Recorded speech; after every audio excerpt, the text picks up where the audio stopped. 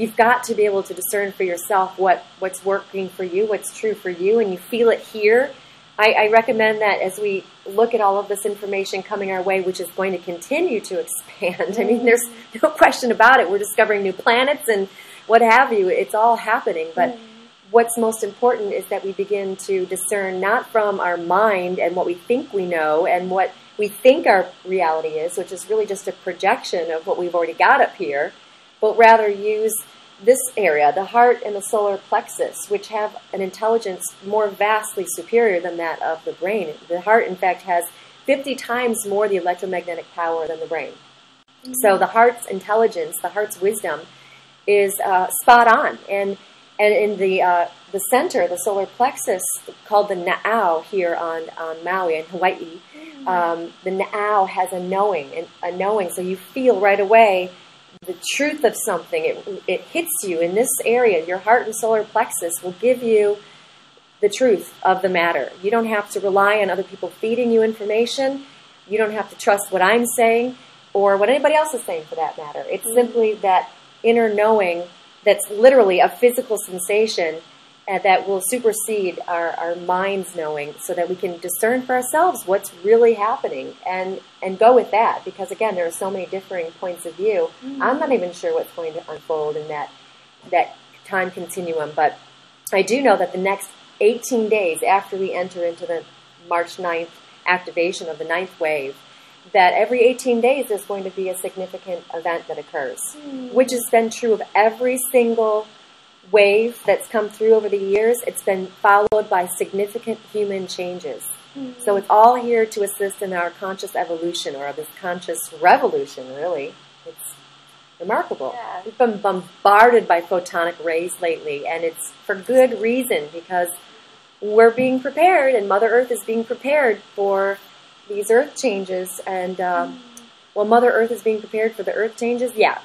The sun is working with her. It's her ally. It's our ally. So we've got Mother Earth and the sun, and these two are just taken for granted, I think. We just got born onto the earth and we sit under the sun and get a tan. But it's for far more than that. The sun is such an integral piece of the conduit between like galactic cosmic information, which might sound woo-woo to some of you, but it's true. There is a whole galaxy up there that's just full of information, and more evolved species that are sending off information to us through the sun. So it's like a channel to us.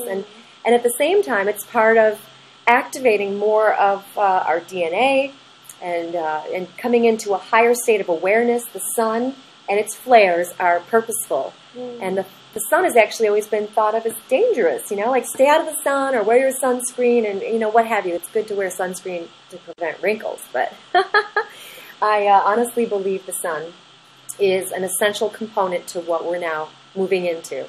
And to be educated about that is pretty essential. So I believe that the solar flares and the photon waves are literally changing the fabric of physical reality, and they have a very powerful effect on our physical cellular level. And now what's causing that to happen is to awaken cellular memories. To bring in this light of the photonic rays means that, which is more actively flaring at us these days, that literally it's causing the cellular memory to awaken and to surface and have to deal with our crap. All that stuff we've embedded into our nervous system and our cells, and that we've experienced and wanted to keep hidden from even our own conscious awareness, that literally belief structures and thought processes that have found their way into our structure and have kind of crystallized there and have remained stagnant, are now being brought up to the surface. And the sun and its flares are an integral part of that. And there's so much more scientifically to say about it. There's so much information about all that stuff, scientific stuff. There's a lot of knowledge about it. But primarily in this conversation, just what I wish to impart is about how it is helping to increase our frequency and raise our vibration, because we are all vibrational beings, of course. And so now it's coming into higher states of that. Isn't that cool? It is. It's like more light more light is shining and there's more energy available to help vibrate open the maybe some of the stagnant places in ourselves. Oh, without question. In our culture, on the planet. So yes. We've got the sun's rays doing that with us, gifting that to us, if you will, and the earth in conjunction with that. I said these two are allies, and they're our biggest supporters right now in this whole change, this transformation that's sweeping our whole existence. And it's inside of the earth as well, the core energy, the kundalini energy as it's referred to, which is really like a snake making its way up to the earth's surface. This core energy is beginning to activate and rise, and that literally is affecting us as well. I mean, we're walking this planet, and this earth core energy is beginning to rise, and it's awakening people. It's just like, it's bringing it right into our whole being. So whether we are consciously aware of this or not, matters not, because it's happening. It's the sun and the earth. We got to get in right relationship with these two and give them thanks every day for what they're providing for us. Follow me? Yeah, I love it. And I was just thinking that's like, if you could speak a little bit more about your relationship with the Mother Earth, with Gaia's energy, like what your direct experience is, and then if maybe that could segue into what you see as the new archetype for the feminine consciousness, or women now on the planet, like we're evolving and growing in terms of how we see ourselves and how we express ourselves. And can you speak a little bit about that, like what you see, and also the connection between feminine consciousness and Mother Earth? And absolutely. Absolutely. Thank you, because this is the piece that's so near and dear to my heart. All of this, you can tell I'm passionate about all of this, but this is the piece de resistance, because I believe, and I know for a fact as well, that since this core Earth's energy is rising, Drunvalo Melchizedek speaks about it in his book, Serpent of Light, Beyond 2012. And I'll actually refer to just a little paragraph in his book, if I may. Please. He says, because of this rising energy, it means that spiritually the female will now have her turn to lead mankind, or womankind, into the new light. And eventually, this female spiritual light will permeate the entire range of human experience, from female leaders in business and religion to female heads of state. So by 2012, 2013, this female spiritual light will become so strong as to become obvious to all who live on this dear planet, and will continue to grow for thousands of years. So that, I think that's a pretty poignant statement by Drunvalo. Bless his heart, because literally this is the time for the emergence of the new woman, which is why I was referring to this new archetype of woman.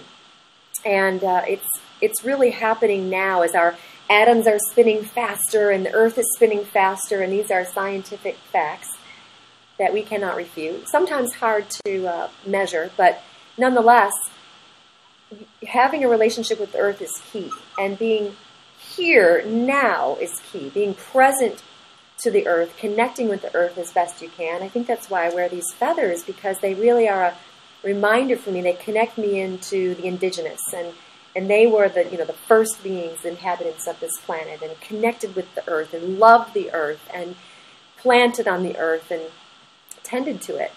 And so what I'm finding is that I'm finding from personal experience, I mean, I'm turning 43 this year, and for the first time, I'm just starting to get it, like what it is to be a woman, and it's just to be me, and it's starting to click, after years and years and years of struggle and strife. And I think every disempowering scenario a woman can go through, I've been there, and it's great. You know why? Because it was like fertile soil. It was like fertilizer for me, actually. Like the lotus flower grows only in the mud, and I'm finding that as we get reconnected to the earth, we are literally discovering ourselves. And now, as more and more people are doing that, are riding these changes, it is essential to reconnect with the earth on the deepest level. So I've got Maui to connect to. I mean, I think instinctively, intuitively, I knew to come out here. I knew to come where there was less thought pollution, less noise pollution, less air pollution. And right now we're viewing the ocean and the palm trees blowing, and it's just like, wow, I did something right, because this truly is the place where I've felt most alive and vibrant, and been allowing this real, true blue connection with the earth. And to begin to actually open up to the wisdom that this part of the planet provides. I feel so inspired by being in nature. I used to get my inspiration from another person, and while people can be inspiring, if that person goes away, there goes your source of inspiration, right? Just like if you rely on someone for your happiness, when they go, if they die or they ditch you, then you're no longer happy. So not a good idea to base everything on another individual. But nature, Mother Earth, she is here. So are its inhabitants, like these trees. They're here now, and they teach us how to be here now, how to be present, which I think is essential, to be here now and to begin to connect with that which you can see and feel and touch and taste and hear. And in doing so, we anchor more here in this time and space and to Mother Earth. Which, if I may, I don't know if you want me to pause. You want me to pause? But I'll pause if you want me to pause. Talking about the new archetype of woman that I had in my... Yeah, please. Just... I'm eager to hear. I guess one thing that I wanted to interject, if I may, is what's wonderfully nourishing about the natural world is its the Earth's apparent ability, the natural world's apparent ability to just go on nurturing and providing, and there's that innate intelligence in the natural world, which is us. We're a part of that just keeps on generating and regenerating and finding pathways of infinite love, infinite creation, physical creation. The Mother Earth is the physical manifestation of infinite love. Yeah, nurturing mama. Yeah, and so two things came to my mind about that just before we get into the emerging feminine. Yes.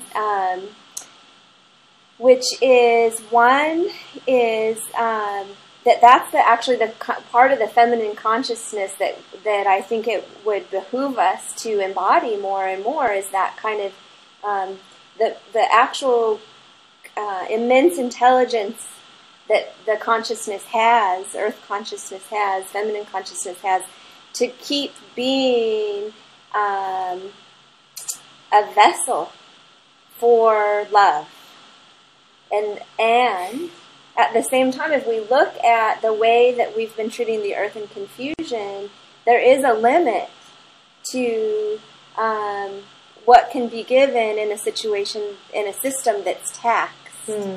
And so just when we're looking at what does it mean to emerge into this new feminine consciousness, how do we embrace both our infinite capacity to give and nurture as women, and at the same time understand how to live in equilibrium, how to live in balance with that